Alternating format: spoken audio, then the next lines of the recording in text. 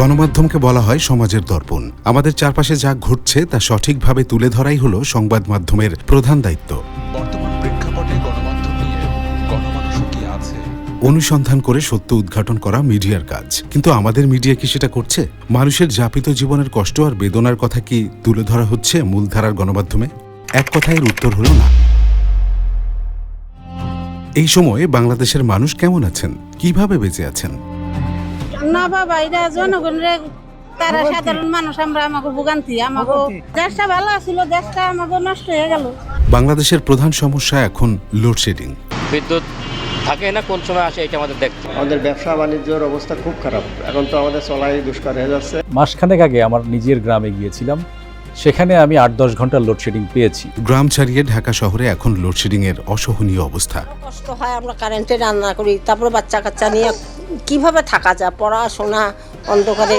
বিদ্যুতের জন্য সারা দেশে হাহাকার। আমার এখানে 4টা লাইন আছে, 4টা লাইনের 3টাই বন্ধ, একটা লাইন চালু রাখতে পারছি, এটার কারণ লোডশেডিং। কিন্তু আমাদের মূলধারার গণমাধ্যমের বিদ্যুৎ সমস্যা নিয়ে খুব একটা কথাবার্তা নেই। প্রতিশ্রুতি বাস্তবায়নের সূচনার মধ্য দিয়ে কেটেছে তারেক রহমানের নেতৃত্বাধীন নতুন সরকারের প্রথম 6 মাস।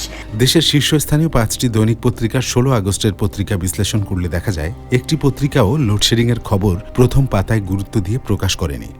প্রথম আলো 16 আগস্টের ছাপা কাগজের প্রধান শিরোনাম ছিল প্রধানমন্ত্রীর দিল্লি সফরের প্রস্তুতি নিয়ে। গ্যাসের অভাবে শতাধিক কারখানায় উৎপাদন বন্ধ শিরোনামে খবরটিও পুরোপুরি সত্য নয়।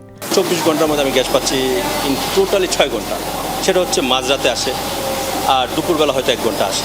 নিরপেক্ষ অনুসন্ধানে দেখা যাচ্ছে গ্যাসের অভাবে 5 শতাধিক কারখানা বন্ধ। অলরেডি আমাদের বেশ কিছু অর্ডার ড্রপ করছে কাস্টমার। বেশিরভাগ কারখানার উৎপাদন কমেছে। এক্সপোর্টের টার্গেট তো পরের কথা, আসলে বেঁচে থাকাটাই এখন সবচেয়ে বড় চ্যালেঞ্জ। গ্যাস সংকটের কারণে বাসাবাড়িতে যে চুলা জ্বলছে না সেটা প্রথম আলো বেমালুম চেপে গেছে। গাড়ি, সিএনজি যে গ্যাসের অভাবে সীমাহীন দুর্ভোগ পোহাচ্ছে সে খবর প্রথম আলোর কাছে মোটেও গুরুত্বপূর্ণ নয়। এখানে আমি আইছি প্রায় ঘন্টা 1.5 ঘন্টা হয়ে যাবে না, এখন যখন সময় দিব তার কোনো স্টেশন। এই গ্যাসের অবস্থা তো ক্রাইসিস দিতেছে 2-3 মাস ধরে, বাসা বাড়িতে তো গ্যাসই পাই না।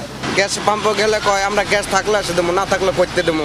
দেশের সর্বাধিক প্রচারিত দৈনিক বাংলাদেশ প্রতিদিনের 16 আগস্টের প্রধান শিরোনাম ছিল বন্দি কারাগারে মুক্ত দুর্নীতি। কয়েকদিনের মধ্যে গ্যাস সংকট কমে আসবে বলে প্রধানমন্ত্রীর আশ্বাস দ্বিতীয় শিরোনাম। কিন্তু জ্বালানি মন্ত্রী যে 1 সপ্তাহ ধরে একই আশ্বাস দিচ্ছেন তা নিয়ে প্রশ্ন নেই।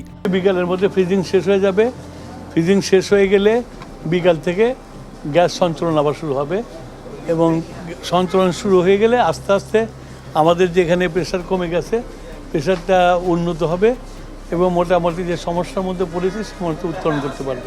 স্বাভাবিক হতে 2-3 দিন লাগবে, মিনিমাম 2-3 দিন লাগবে। আমার গাড়িতে গ্যাস ঢোকার কথা 300-350 টাকার, এই জায়গায় গ্যাস ঢুকছে 196 টাকায়, কিন্তু গ্যাসে প্রেশার নাই। পুরোপুরি চাপ ঠিক হয় না, এই ক্লিয়ার হয় না, এবং সীমিতভাবে আছে এখন বর্তমানে।